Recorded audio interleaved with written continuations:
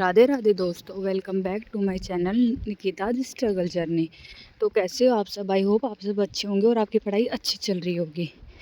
तो जो लोग मेरे चैनल पे नए हैं उनके लिए मैं बता दूं, मेरा नाम निकिता है और मैं हरियाणा से हूं और अभी मैं हरियाणा ग्रुप डी की प्रिपरेशन कर रही हूं। तो आज के ब्लॉग की स्टार्टिंग सुबह 4:30 बजे से हुई। सबसे पहले उठ के मैंने थोड़ा गर्म पानी वगैरह पिया, फेस वॉश वगैरह किया और बाहर बैठकर एक्सरसाइज की। एक्सरसाइज वगैरह करने के बाद मैंने अपने घर के डेली रूटीन के काम करने स्टार्ट किए। तो सबसे पहले मैंने चाय बनाई और साथ में ही घिया उबालने के लिए रख दी थी काट कर। आज मैं घिया का रायता बनाने वाली थी। तो घिया का रायता बनाया और रोटी बनाई, आटा लगा के रख दिया था। रोटी मैं बाद में बनाती हूँ सारा काम करके। तो ऐसे मैंने सारा काम फिनिश किया जल्दी जल्दी। लास्ट में कपड़े वगैरह धो के और आज मैं 10:30 बजे लाइब्रेरी गई। बहुत टाइम हो जाता है लाइब्रेरी जाने में, लेट हो जाती हूँ, काम ज़्यादा हो जाता है तो लेट हो गई थी थोड़ा, लेकिन कोई नहीं। 10:30 बजे मैं लाइब्रेरी गई और फिर लाइब्रेरी में सबसे पहले मैंने अपने आज की टू डू लिस्ट रेडी की, जिसमें मैं आपको बताऊँ तो फर्स्ट सब्जेक्ट मैंने लिया हरियाणा जीके। हरियाणा जीके में आज मैंने रोहतक डिस्ट्रिक्ट कंप्लीट किया। इससे पहले मेरे 3 डिस्ट्रिक्ट हो चुके हैं, जो कि है हिसार, अम्बाला और गुरुग्राम। तो आज मेरे 4 डिस्ट्रिक्ट कंप्लीट हो गए। हरियाणा जीके पढ़ने के बाद नेक्स्ट सब्जेक्ट मैंने लिया था साइंस। साइंस में आज मैंने न्यूट्रिशन वाला टॉपिक किया था, जिसमें कि मैंने वसा, कार्बोहाइड्रेट, प्रोटीन और विटामिन्स के बारे में पढ़ा। साइंस का ये न्यूट्रिशन वाला चैप्टर थोड़ा बड़ा था, बट मैंने आज कंप्लीट कर लिया था। और ये करने के बाद मैंने नेक्स्ट सब्जेक्ट लिया था इंग्लिश। फिर इंग्लिश में आज मैंने एक टॉपिक और कवर कर लिया था और इंग्लिश में रोज़ कंटिन्यू कर रही हूँ, तो मेरे 4 टॉपिक इसमें कवर हो चुके थे। तो लाइब्रेरी में आज मेरी 3 बजे तक की पढ़ाई हुई और फिर मैं घर चली गई थी, क्योंकि आज मेरी दीदी श्याम जी के मंदिर जा रही थी। तो वो सब लोगों को, घर वालों को लेके जा रहे थे, तो उन्होंने हमें भी बोला था, तो इसलिए मैं थोड़ा जल्दी घर गई और घर जाके जल्दी जल्दी काम किया। फिर शाम को 6 बजे हम मंदिर जाने के लिए निकल चुके थे और लेट नाइट 12 बजे हम पहुंच गए थे। फिर वहां जाने के बाद हमने मंदिर में उधर गए और लगभग दर्शन करने में हमें 3 बज चुके थे। फिर सुबह के 3 बजे हमारे भगवान जी के दर्शन हो गए थे। बाबा खाटू श्याम जी के दर्शन करने के बाद हम अपनी नेक्स्ट डेस्टिनेशन के लिए निकले और बीच में रेस्ट वगैरह कर लिया था। थोड़ा बहुत सुबह का जो नाश्ता होता है वो कर लिया था। फिर हम नेक्स्ट डेस्टिनेशन के लिए निकले। नेक्स्ट डेस्टिनेशन हमारी बालेश्वर धाम थी, जो कि हम जब श्याम जी से वापस आते हैं तो रास्ते में पड़ता है। तो मैं जब आपको बताऊं तो खाटू श्याम जी का जो मंदिर है सीकर में, वो बहुत ही प्रसिद्ध मंदिर है, आप सब लोग जानते होंगे। मैं अभी तक लगभग 4-5 बार श्याम जी मंदिर जा चुकी हूँ। खाटू श्याम जी का मंदिर इतना प्रसिद्ध है कि दूर दूर से लोग आते हैं और उनकी बहुत ज़्यादा मान्यता है। अगर कोई नहीं गया हुआ है तो आप भी एक बार जाके देखना, बहुत ही अच्छा मंदिर है। फिर खाटू श्याम जी के दर्शन करने के बाद हम अपनी नेक्स्ट डेस्टिनेशन बालेश्वर धाम गए।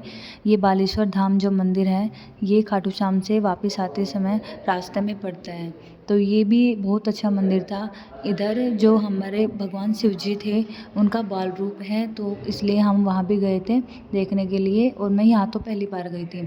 तो बालेश्वर धाम मैंने देखा था, मतलब थोड़ी सी चढ़ाई पर जाकर और फिर है पहाड़ों में। तो वहाँ पे जाने पे हम नेचुरल व्यू को देख सकते हैं और प्रकृति को फील कर सकते हैं। बहुत ही अच्छा व्यू था।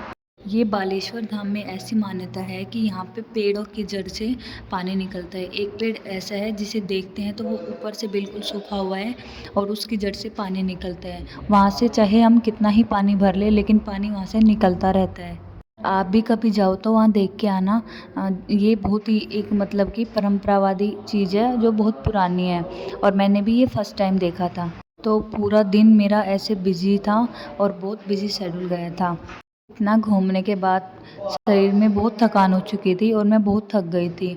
मतलब वैसे तो मैं परेशान नहीं थी, लेकिन जब हम सफ़र करते हैं तो जैसे थोड़ा सा हेडेक वगैरह होना, हाथ पैर दुखना, ये सब हो गया था। तो इस वजह से मैं थोड़ा थकान हो रही थी और परेशान थी। मंदिर से आने के बाद बहुत ज़्यादा थकान हो गई थी और इतनी थकान होने के बाद भी मैंने मंदिर से आने के बाद शाम को सारे कपड़े धोए थे। तो इसलिए चाहे कुछ भी हो जाए, कितनी भी थकान हो, हमें अपने जो घर की जिम्मेदारियां हैं वो तो साथ में लेकर चलनी पड़ती है और काम वगैरह तो करने ही पड़ेंगे।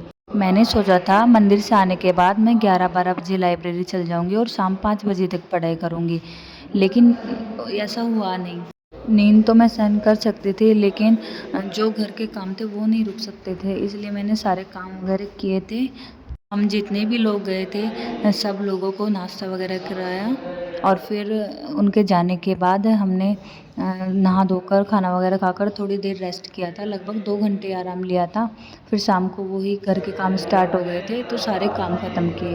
इसलिए मैं आपको बोलती हूँ कि हम हाउसवाइफ़ की लाइफ इतनी इजी नहीं है।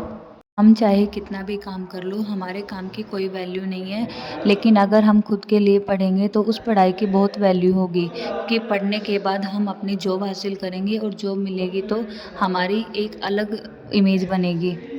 प्लीज़ बैकग्राउंड आवाज़ को थोड़ा इग्नोर करना, क्योंकि बहुत ज़्यादा थकान होने के बाद कल व्लॉग शूट नहीं हुआ था, मतलब कि वॉइस ओवर वगैरह नहीं हुआ था, तो आज मैं लाइब्रेरी जल्दी आकर यहाँ वॉइस ओवर कर रही थी। और लाइब्रेरी मेन रोड पर है, तो व्हीकल की वजह से थोड़ा शोर यहाँ आ रहा है, उसको आप थोड़ा इग्नोर करना। तो मैं आपसे बता रही थी कि चाहे हम अपनी लाइफ में कितना भी काम कर ले, हमारे काम की कोई वैल्यू नहीं है। अगर हमें कुछ करना है तो पढ़ के कामयाब होना है, क्योंकि जॉब मिलने के बाद हम अपने जो इमेज है उसको अलग ही बनाएंगे। अगर ज़िंदगी में कुछ अच्छा करना है तो खुद के बारे में सोचो, खुद के लिए कुछ अच्छा करो। दूसरों के लिए हम कितना भी कुछ कर लो, वो लोग अपने नज़रिए से हमें देखेंगे। हमें खुद के लिए खुद के नज़रिए से देखना होगा और अपनी लाइफ को एक सही दिशा में लेकर चलना होगा। तो सभी हाउसवाइफ को मैं यही बोलूँगी कि खुद पर ध्यान दो और खुद की पढ़ाई को पूरा करो। जिस दिन हमें जॉब मिलेगी, ये दुनिया हमारे पीछे पीछे आएगी। समय एक ऐसी चीज़ है जो बदलता रहता है और हमारा भी बदलेगा। हम हाउसवाइफ की लाइफ में ये उतार चढ़ाव आते रहते हैं, जिन्हें हमें पार करना रहता है, लेकिन एक दिन हम ज़रूर कुछ ना कुछ कर लेंगे। लेकिन उसके लिए आपको कंसिस्टेंसी से डेली पढ़ाई करनी होगी और अपने लिए गवर्नमेंट जॉब लेनी होगी। मैं ये नहीं कहूँगी कि मैं अभी गवर्नमेंट जॉब 100% मेरे को मिलेगी, या फिर ये गवर्नमेंट जॉब मेरी ही एक सीट ज़रूर होगी, क्योंकि हम कुछ नहीं कह सकते कि भाई हमें आगे जाके गवर्नमेंट जॉब मिलेगी या नहीं मिलेगी। लेकिन हमें अपनी मेहनत पे ध्यान देना है, मेहनत पूरी करना है, बिल्कुल भी हार नहीं मानना है। तो जैसे ही मैं अपनी स्टडी साथ में करती रहूँगी, लेकिन मैं आप सब लोगों के साथ मेरा जो ये व्लॉगिंग का काम है ये मैं कंटिन्यू करूँगी, क्योंकि जब से आप लोग मेरे साथ जुड़े हो मेरे को एक अलग मोटिवेशन मिलता है, और इससे मैं आपको मोटिवेट भी करूँगी कि हम मिलके एक दूसरे से अपनी सिचुएशन शेयर करते रहेंगे, और एक दूसरे से सारी जो भी बात होगी सब शेयर कर लेंगे। व्लॉगिंग अब मेरा पैशन नहीं, मेरी नीड है। मतलब मैं करूँगी, डेली करूँगी, और आप लोगों के लिए और खुद के लिए भी। मतलब कि खुद के लिए तो ऐसे, अगर जब मैं व्लॉगिंग करती हूँ मतलब आगे जाके कोई इनकम वगैरह आएगी तो उससे मेरा फ़ायदा होगा, आप लोगों का नहीं है। लेकिन आप लोगों के लिए मैं व्लॉगिंग इसलिए डालती हूँ क्योंकि आपको मेरे से मोटिवेशन मिलता है और मेरे को आपसे। तो मत सोचो कौन आपको क्या कह रहा है, क्या कर रहा है, सब को इग्नोर करो और खुद पे ध्यान दो। हम खुद ही खुद को बदल सकते हैं, कोई दूसरा हमारे लिए कुछ नहीं कर सकता। हमारी ओवरथिंकिंग में हमारा ही नुकसान है। हम जितना ज़्यादा सोचते हैं उतना ही हम खुद का नुकसान करते हैं, किसी का कुछ नहीं जाता। तो अगर कुछ सोचना भी है तो खुद के बारे में अच्छा सोचो, अपने लिए अच्छी अच्छी प्लानिंग्स बनाओ कि कैसे आप अपनी पढ़ाई को पूरा करोगे, और अपना टाइम खुद के लिए लगाओ। एक हाउसवाइफ की लाइफ इतनी आसान नहीं होती जितना कि हम सोचते हैं। बहुत स्ट्रगल होते हैं, बहुत सारी ऐसी सिचुएशन होती है जो हमें बहुत मुश्किल से हैंडल करना पड़ता है। लेकिन अगर हमें इन सब के साथ अपनी पढ़ाई करनी है तो हमें ये भी हैंडल करना होगा और साथ में अपनी पढ़ाई भी करनी होगी। तो मैं आपको यही बोलूँगी, चाहे कुछ भी हो जाए आप पढ़ना मत छोड़ना, साथ साथ में अपनी पढ़ाई करते रहना। हाँ, मैं ये मानती हूँ कि जब हमारे दिमाग में नेगेटिविटी आती है, कोई मतलब कि झगड़ा वगैरह ऐसा कुछ होता है, तो उससे हमारा पढ़ाई में मन नहीं लगता। लेकिन आप उन सब को भूलकर बस अपनी पढ़ाई पे ध्यान रखो। ये सब तो चलता रहेगा, हमें अपनी पढ़ाई करनी है। आपको मोटिवेट करने के लिए मैं हूँ, मैं आपको डेली ऐसे ही मोटिवेट करूँगी। तो यही था आज का स्टडी व्लॉग में।